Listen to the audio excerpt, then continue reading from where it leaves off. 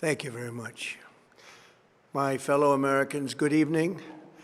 Let me begin by congratulating the team at NASA and our brave astronauts on the successful launch of Artemis II. It was quite something. It will be traveling further than any manned rocket has ever flown and will very substantially pass the moon, go around it, and come back home from a distance that has never been done before. It's amazing. They are on the way, and God bless them. These are brave people. We want to God bless those 4 unbelievable astronauts. As we speak this evening, it's been just 1 month since the United States military began Operation Epic Fury, targeting the world's #1 state sponsor of terror, Iran.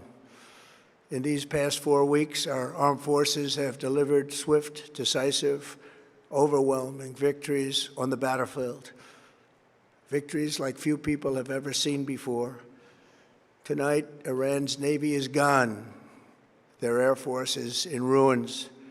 Their leaders, most of them terrorist regime they led, are now dead.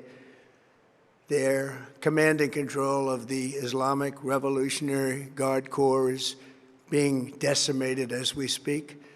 Their ability to launch missiles and drones is dramatically curtailed, and their weapons, factories, and rocket launchers are being blown to pieces. Very few of them left. Never in the history of warfare has an enemy suffered such clear and devastating large-scale losses in a matter of weeks. Our enemies are losing in America, as it has been for 5 years under my presidency, is winning, and now winning bigger than ever before. Before discussing this current situation, I also want to thank our troops for the masterful job they did in taking the country of Venezuela in a matter of minutes. That hit was quick, lethal, violent, and respected by everyone all over the world. After rebuilding our military during my first term, we have by far the strongest military anywhere in the world, and now we're working along with Venezuela and are, in a true sense, joint venture partners. We're getting along incredibly well in the production and sale of massive amounts of oil and gas, the second largest reserves on earth after the United States of America. We're now totally independent of the Middle East, and yet we are there to help. We don't have to be there. We don't need their oil. We don't need anything they have, but we're there to help our allies. Tonight, I want to provide an update on the tremendous progress our warriors have made in Iran and discuss why Operation Epic Fury is necessary for the safety of America and the security of the free world. From the very first day I announced my campaign for president in 2015, I have vowed that I would never allow Iran to have a nuclear weapon. This fanatical regime has been chanting death to America, death to Israel for 47 years. Their proxies were behind the murder of 241 Americans in the Marine barracks bombing in Beirut, the slaughter of hundreds of our service members with roadside bombs. They were involved in the attack on the USS Cole, and they carried out the countless other heinous acts, including the just horrible, bloody atrocities of October 7th in Israel, something that most people have never seen anything like it. This murderous regime also recently killed 45,000 of their own people who were protesting in Iran. 45,000 dead. For these terrorists to have nuclear weapons would be an intolerable threat. The most violent and thuggish regime on earth would be free to carry out their campaigns of terror, coercion, conquest, and mass murder from behind a nuclear shield. I will never let that happen, and neither should any of our past presidents. This situation has been going on for 47 years and should have been handled long before I arrived in office.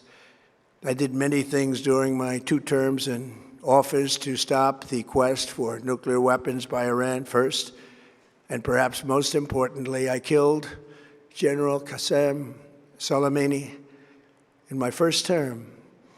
He was an evil genius, brilliant person, a horrible human being, however, the father of the roadside bomb. And he lived just horrible, what he did. Iran would have been perhaps in far better, stronger position. Had he lived, we would have had probably a different conversation tonight. But you know what? We'd still be winning and winning big. And then very importantly, I terminated Barack Hussein Obama's Iran nuclear deal, a disaster. Obama gave them $1.7 billion in cash, green cash. Took it out of banks from Virginia, D.C., and Maryland, all the cash they had.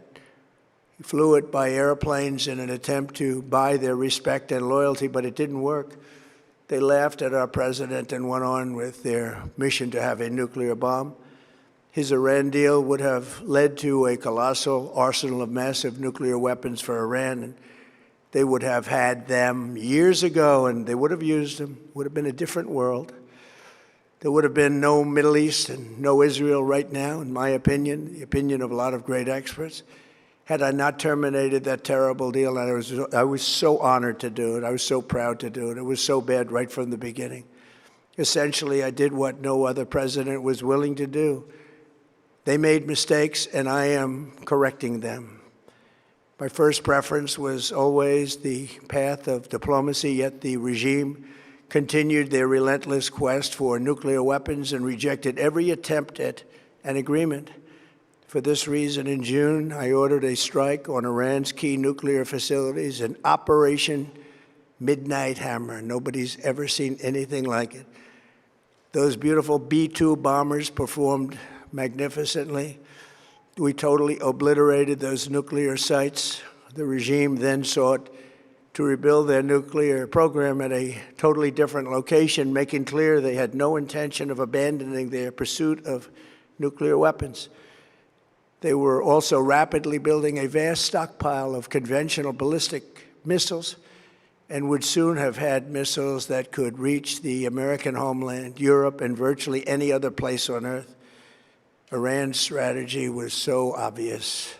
They wanted to produce as many missiles as possible, and they did, with the longest range possible, and they had some weapons that nobody believed they had. We just learned that out. We took them out. We took them all out so that no one would really dare stop them.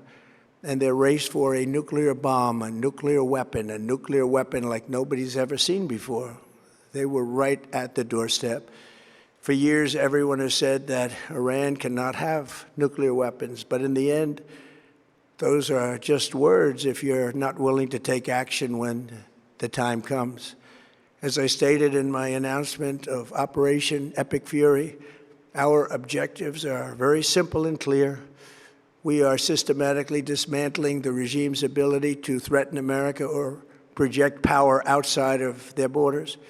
That means eliminating Iran's Navy, which is now absolutely destroyed, hurting their Air Force and their missile program at levels never seen before, and annihilating their defense industrial base. We've done all of it. Their Navy is gone, their Air Force is gone, their missiles are just about used up or beaten.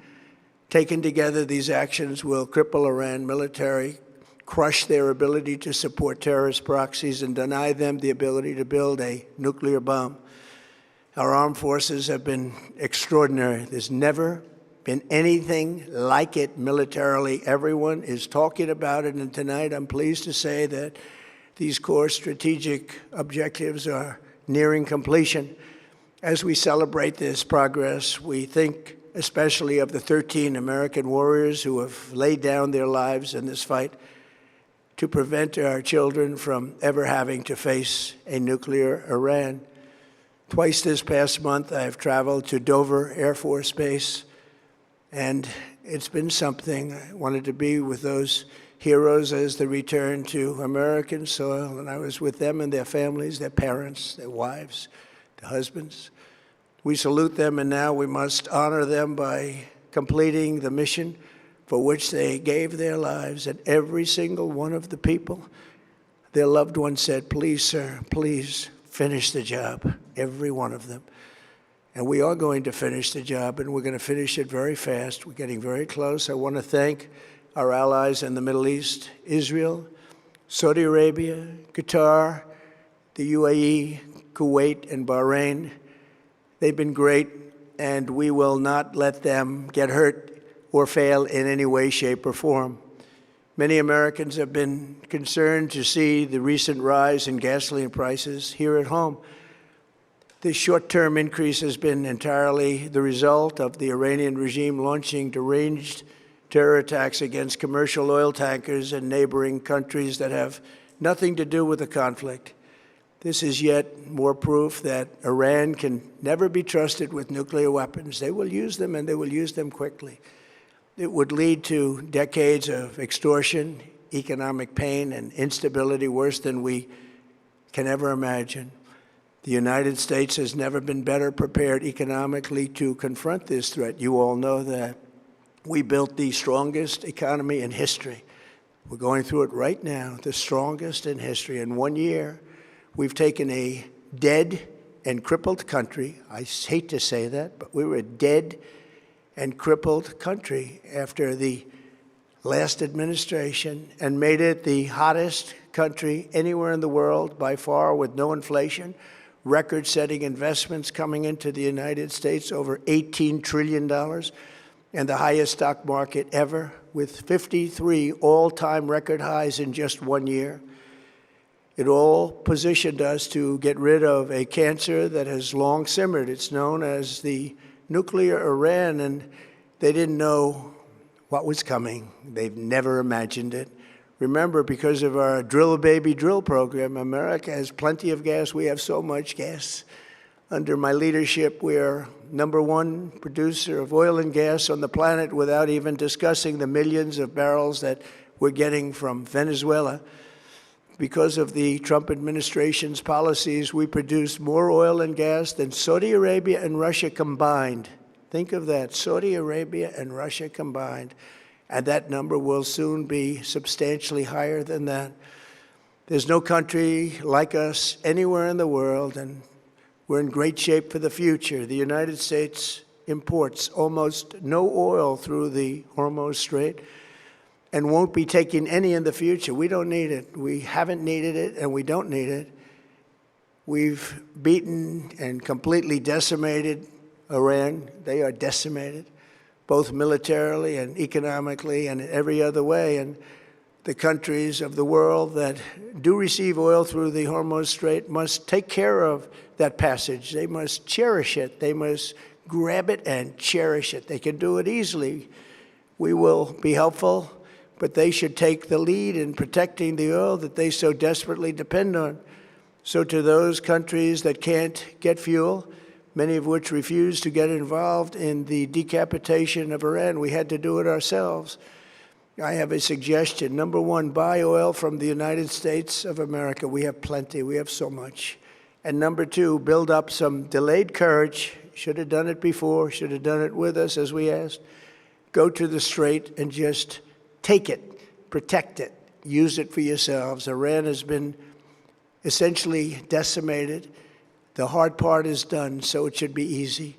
And in any event, when this conflict is over, the Strait will open up naturally. It'll just open up naturally. They're going to want to be able to sell oil because that's all they have to try and rebuild. It will resume the flowing, and the gas prices will rapidly come back down. Stock prices will rapidly go back up. They haven't come down very much, frankly. They came down a little bit, but they've had some very good days over the last couple of days. We've done actually much better than I thought, but we had to take that little journey to Iran to get rid of this horrible threat. With our historic tax cuts, where people are just now talking about receiving larger refunds than they ever thought possible, they are getting so much more money than they thought. That's from the great, big, beautiful bill. Our economy is strong and improving by the day, and it will soon be roaring back like never before. It will top the levels that it was a month ago. I've made clear from the beginning of Operation Epic Fury that we will continue until our objectives are fully achieved. Thanks to the progress we've made, I can say tonight that we are on track to complete all of America's military objectives shortly, very shortly. We're going to hit them extremely hard over the next 2 to 3 weeks.